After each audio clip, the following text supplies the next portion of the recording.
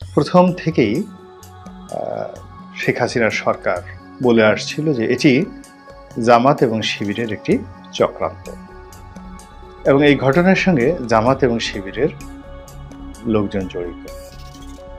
আর অন্যদিকে আমরা সাধারণ যারা আমজনতা, তাদের বক্তব্য ছিল যে না, এটা একটা নিপাট নির্ভেজাল আন্দোলন, সাধারণ ছাত্রদের আন্দোলন, এবং এই আন্দোলনে যে বিষয়টি নিয়ে ছাত্ররা দাবি জানাচ্ছে এটি বলতে গেলে গণদাবি এবং নিষ্পাপ দাবি। এটি যদি সরকার মেনে নেয় সরকারের কোনো অসুবিধা হবে না।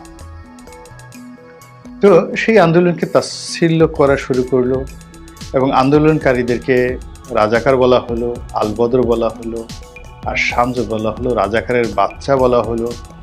এবং সেটায় এই আন্দোলনকারী যারা নেতা সমন্বয়ক, তাদেরকে রাজাকারের বাচ্চা বলার কারণে, অর্থাৎ ৭১ তো যারা রাজাকার ছিলেন সবাই জামাতের কর্মী, আর জামাতের ছেলে সন্তানেরাই সাধারণত শিবির করে। তো এই কথাটি যখন রাজাকারের বাচ্চা হিসেবে গালি দেওয়া হলো, সাধারণ মানুষ খুব রাগ করলেন, অস্বাভাবিক রাগ করলেন আওয়ামী লীগের প্রতি।